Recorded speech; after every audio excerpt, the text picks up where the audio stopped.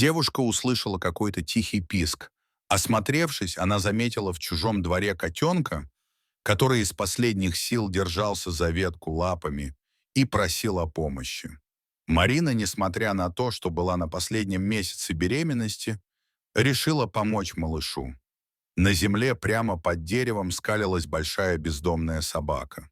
Она то подскакивала, пытаясь ухватить малыша за хвост, то снова замирала в ожидании. Лапки котенка дрожали. Вот-вот он должен был свалиться прямо в пасть разъяренного пса. Марина была в ужасе от этой картины и сразу бросилась к дереву. Она прикрикнула на собаку, отчего та отбежала в сторону. Девушка подхватила котенка и отошла подальше. «Ну и зачем ты мешаешь?» — сказал совсем рядом старческий голос. Марина удивленно обернулась. Прямо за ее спиной, с балкона за происходящим, наблюдал пожилой мужчина. «Кому мешаю?» — не поняла девушка. «Лютику, нашему псу», — кивнул пенсионер на разозленную собаку.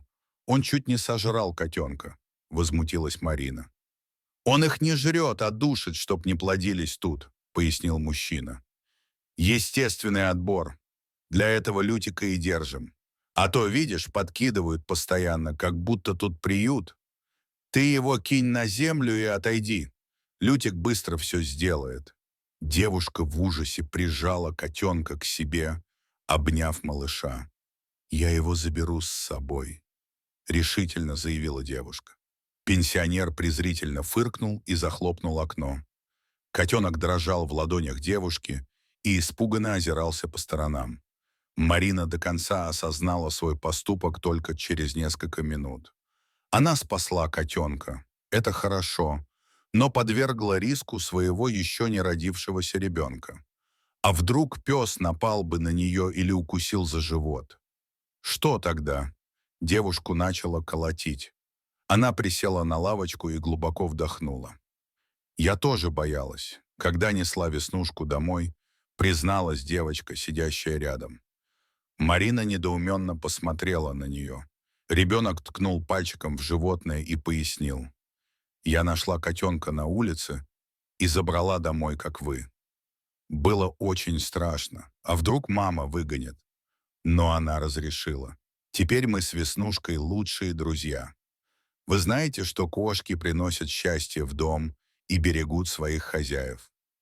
Моя Веснушка меня защищает». Девочка соскочила с лавочки и побежала на игровую площадку. Так Кузя оказался в семье. Первые часы были не самыми приятными в жизни. Пушистика. Марина тщательно искупала его с шампунем от блох, еще и затолкала таблетку от глистов. Но после этого котенка оставили в покое, и он смог оценить все прелести теплого дома.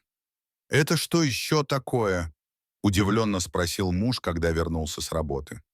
Котенок не менее удивленно смотрел на человека. Он как раз вскарабкался на любимое кресло хозяина и решил, что это лучшее место для отдыха. Мужчине такой расклад почему-то не понравился. Он тяжело вздохнул. «Любимая, мы же договаривались, что не будем заводить домашних животных, пока ребенок не вырастет», — устало проговорил муж. «Сын даже не родился, а ты уже притащила кота. Где ты его взяла? Ты хоть понимаешь, как это опасно? Если брать животное, то только породистое из питомника, со всеми документами и медицинской картой.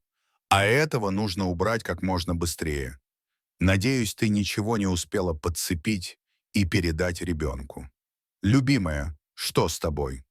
Гормоны снова дали о себе знать. Вместо того, чтобы вести аргументированный диалог, Марина разрыдалась. Она плакала взахлеб, сама не понимая, почему ее так накрывает. Муж испугался истерики. Он успокаивал девушку, обещал исполнить любое желание, лишь бы она снова улыбнулась. В итоге Кузя остался у них жить. Первое время было весело. У малыша было много энергии, которую нужно было куда-то тратить. Он вихрем летал по квартире, с удовольствием гонялся за шнурком или мячиком, катался на шторах и упорно забирался спать на кресло хозяина. Котенок быстро полюбился супругам, особенно после того, как умудрился поймать мышь.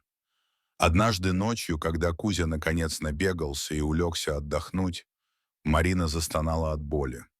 Тут же во всех комнатах загорелся свет.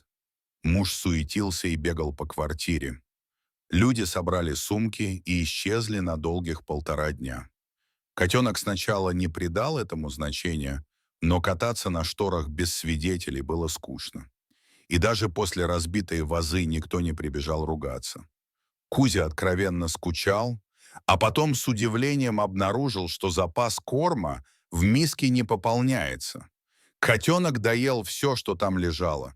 Самостоятельные поиски пищи результата не дали. Животное мяукало, выглядывало в окна, но хозяев не было. А потом дверь открылась. Забежал взволнованный мужчина. Кузя бросился ему в ноги с жалобным криком. «Ох, живой!» — облегченно выдохнул хозяин. Совсем оголодал.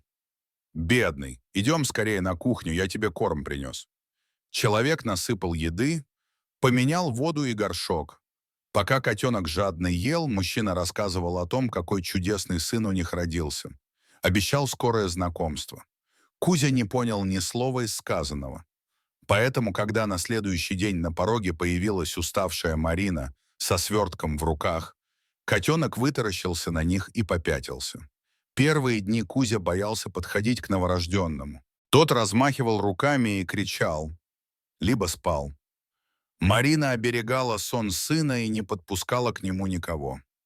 Котенок отсиживался на кухне, часто за компанию с хозяином, который понятия не имел, что делать с миниатюрным человечком. Через несколько недель Марина немного успокоилась, начала снова обращать внимание на окружающих и играть с Кузей. Девушка больше не ограничивала его передвижение по квартире, но к детской кроватке не подпускала. Котенок привык смотреть на малыша со стороны. Ночью, пока все спали, Кузя подкрадывался к кроватке. Он запрыгивал на матрас и тщательно обнюхивал ребенка. Пахло вкусно, молоко или какая-то сладость. Один раз котенок не удержался и облизал пальчики на ноге мальчика. На вкус он оказался не таким интересным, как на запах. Ребенок от щекотки дернул ногой и больно попал прямо по носу Кузи. Кот быстро спрыгнул на пол. Он обиженно посмотрел в сторону кроватки, помыл лапку и решил, что больше никогда не полезет к опасному существу. Несколько месяцев прошли без происшествий. Ребенок обитал на руках у Марины или в кроватке. Кот свободно разгуливал по квартире. А потом резко все поменялось. Мальчика начали высаживать на высокий стул, который появился на кухне. Кузя старался близко не подходить. Но когда овощные блюда сменились мясными, кот заинтересовался. Теперь он не вылезал из-под стула ребенка и тщательно отслеживал каждое движение маленьких ручек. Молочные каши и мясные кусочки разлетались по всему полу к полному восторгу Кузи. Привычка настойчиво следить за мальчиком ввелась в подсознание настолько прочно, что стоило ребенку направиться в сторону кухни, как кот был уже там. Однажды это чуть не сыграло злую шутку с животным. Марина поставила в духовку запеканку, а сама пошла развешивать белье на балконе. Сын ползал по комнате под присмотром папы. Когда мужчине позвонили с работы, он ненадолго отвлекся. Завершив разговор, отец оглянулся в поисках сына, но того нигде не было. Перепуганный мужчина выбежал из комнаты и заметил ребенка на кухне. Мальчик активно вставал на ножки, держась за опору. На кухне были очень удобные ручки ящиков, по которым, как по лестнице, можно было переставлять ладошки. Ребенок как раз выпрямился около кухонной поверхности и маленькими шажками продвигался в сторону печки. До мужчины не сразу дошло, что жена что-то запекает. Как в замедленной съемке он наблюдал действия сына. Вот малыш заносит ладошку над раскаленной поверхностью и подносит близко, чтобы опереться. Отец даже дернуться не успел, чтобы уберечь ребенка от ожога. Кузя возник из ниоткуда. Кот поднялся на задние лапы и ударил по ручке малыша. Тот убрал ладонь. Обиженно посмотрел на кота и снова потянулся к горячей духовке. Кузя повторил свой финт, отбивая руку. Мужчина быстро включил камеру на телефоне. Он снял кусочек, как кот защищает мальчика от ожога, а потом поспешно убрал ребенка с кухни. Когда Марина вернулась с балкона, муж без пояснений показал ей ролик. Однако девушка увидела совершенно другое. Марина прикрыла рот рукой, наблюдая за событиями на экране. «Ты был прав. С самого начала. Не нужно было оставлять котенка в доме. Теперь он нападает на ребенка. Нужно срочно кому-то отдать Кузю. Не хватало, чтобы он покалечил нашего сына». Мужчина рассказал, что произошло на самом деле, но девушка не поверила ему.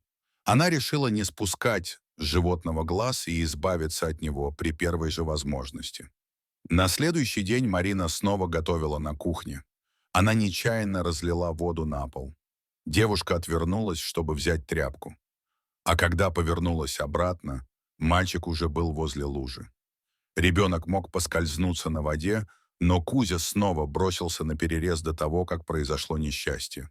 Кот толкнул малыша, вынуждая его сесть на попу. В этот раз Марина все видела собственными глазами. Кот действительно не нападал, а защищал ребенка от травм. Кузя получил дополнительную порцию вкусного корма и право на более тесное общение с ребенком. Все-таки права была девочка. В парке коты приносят счастье в дом и защищают своих хозяев. Дорогие зрители, если вам понравилось это видео, то ставьте лайк и подписывайтесь на наш канал. До свидания.